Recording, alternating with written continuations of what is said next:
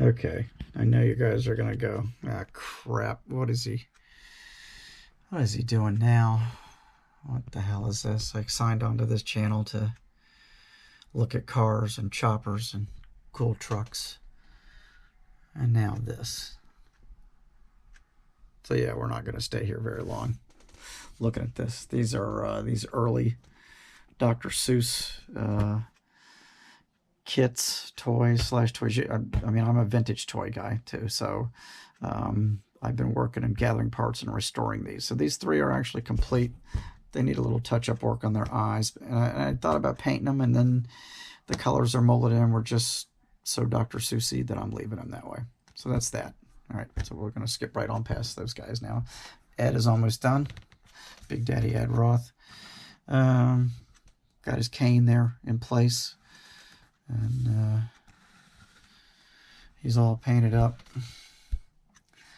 Not sure if I'm going to do any color in that eye or not. I can't remember if I did on the other one or not. He's barely got his eye open. I guess I should put some little dot in there of some kind. So I'll probably do that.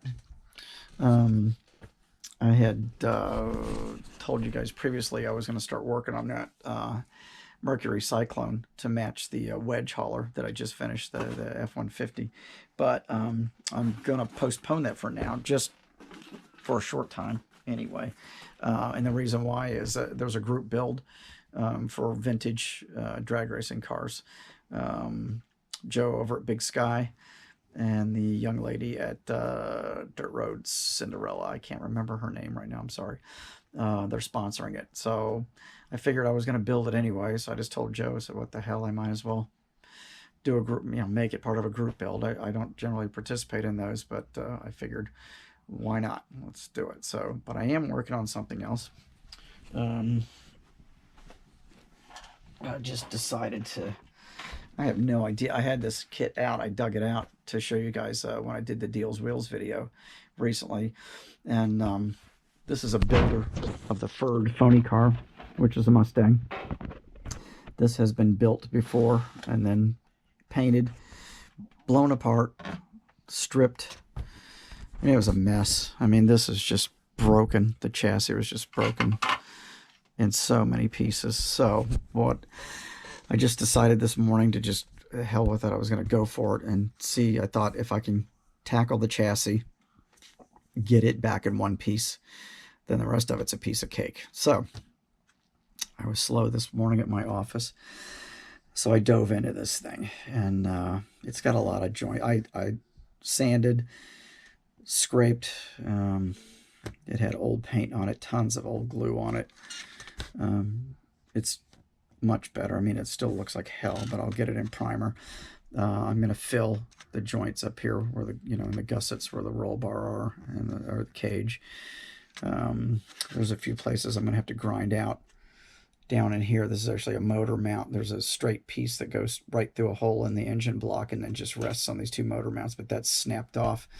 So I think what I'm going to have to do is grind that out. I think I did this on the Chevelle too. I think it was the same way.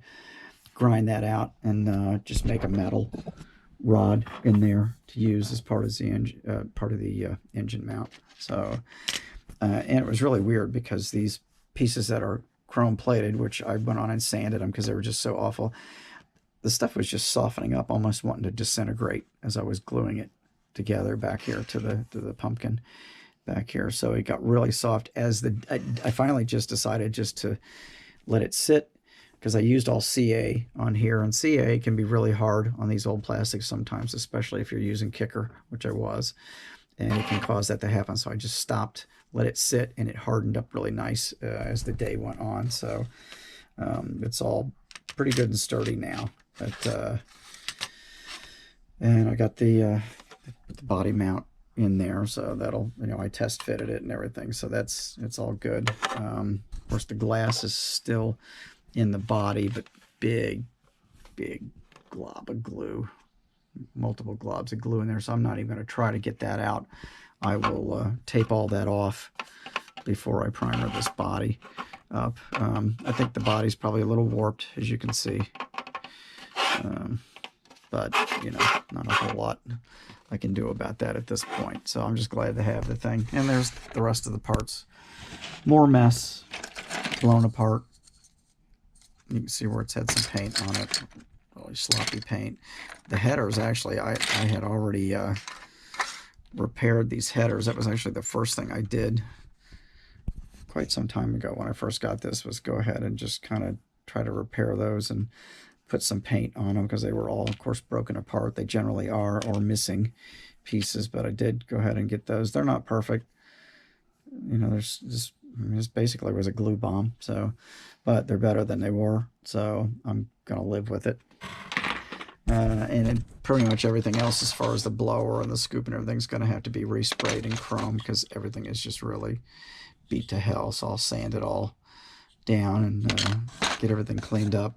Tires and rims are still pretty good, so I won't have to do much with those. That is really glued in there to the point where I'm not going to be able to get it out, so I'm probably just going to leave it orange.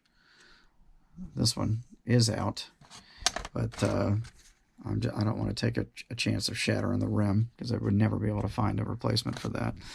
So yeah, anyway, so I did one more thing to fiddle with here, but after I finished that hauler, and now putting the Cyclone on hold for a few weeks, I don't know, I just needed something to fiddle with. So anyway, I don't think I've said anything yet. My surgery is scheduled for April 25th, so I'm not sure how out of commission I'm going to be. I just got all the paperwork today, basically telling me what to expect, you know, before and after the surgery, what's going to be going on. It looks like, from what I'm reading this, I'm going to be living off of broth and jello and fluids for about 10 days after the surgery, because you have to have a catheter for about 10 days afterwards, which I'm not looking forward to, but just, you know, I have decided to have the prostatectomy and get the cancer out and be done with this. So rather than drag on for months of going through radiation, which I'm really not a candidate for radiation treatments, because I've already had radiation treatments 30 years ago, which leaves a lot of scar tissue and a lot of doubt on the surgeon's mind that would be a good thing to do, and the oncologist generally doesn't recommend it either. So that's where that's at. So I'm not going to ramble on about that. But I'm a little over a month away from that, month and a week or month and 10 days. So I don't know how much I'll be on here after that point, but I am going to be poking around the house. So, but you can't sit up in a chair for long periods of time because of the incisions are, you know, around your midsection. The holes are actually small incisions from the robotic surgery that they're going to do. So you can only sit in a chair for like 20-30 minutes at a time. So I don't know how much modeling I'll be doing. They do recommend walking around and standing some if you can. So we'll see. You know, I don't even know if I'd be able to paint. I don't know if I'm going to feel like doing anything, to be honest with you. You know, I'm one of these people, man. I need to eat. I get all hypoglycemic and stuff if I'm not eating. And I don't know, living off broth for 10 days. Holy shit. I'm not looking forward to that. But anyway, is what it is. Beats the alternative. So I'll do whatever I got to do to get through this mess. So anyway, that's it for now. I did get the Frisch's Big Boy. Got everything sanded and filled on him. He's in primer now. I made a plexiglass base to mount him on. Not sure when I'll get to that. The next step from here would be to figure out how I'm going to paint him and get whatever base coats need to be on there. But probably just going to kind of back burner that for now. But I did want to get it prepped, and I prepped some of the other little figures that Jimmy Flintstone sent me. Cleaned up some of those, and I got them in a tub. So just some stuff to work on the side. The little figures and stuff, they're fun. But all right, so I'm going to let you guys go. Get back to it. Keep building. I will see you again real soon. And I'll take you out to the garage, and I'm gonna lay some paint, the next color on the Kenworth cab. So that'll be the next part of this, is me just doing some quick airbrush work on that. So stay tuned. Not too exciting, but stay tuned anyway.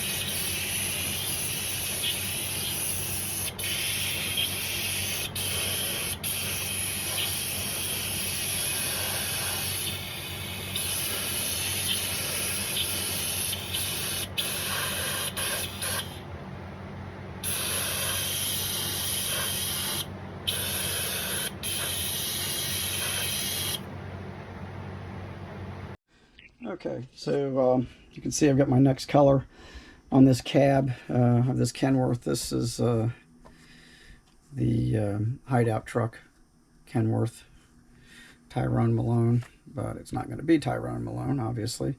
So I've got my second color on, and how this is going to work. Next thing I'm going to do is do some intercoat clear on this again. As you can see, I've already taped this off, so which I did a coat of intercoat clear after I shot the whole thing in silver. Now I've got, this is Planet Green, which is a really fine metal flake base coat from House of Colors. Both these are. And next thing is going to get another coat of intercoat clear over this whole thing. I'm going to let this sit overnight and gas out. Then I'll do intercoat clear on it tomorrow night.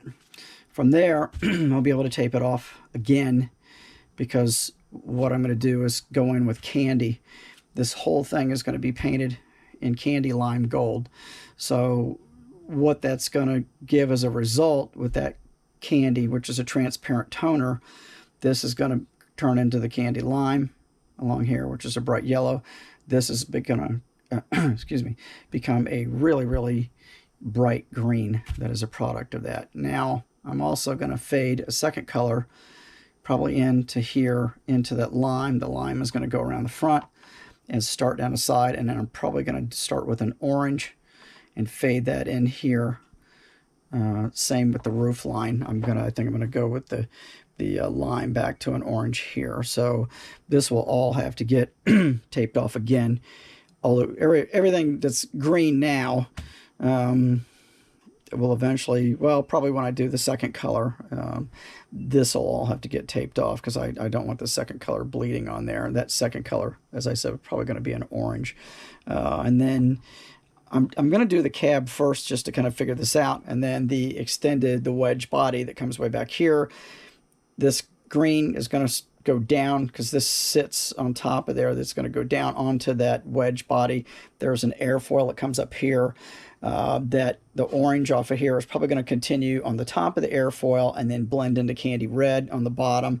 And then I'll do the same thing as I start to go down the side of the wedge, the hauler body.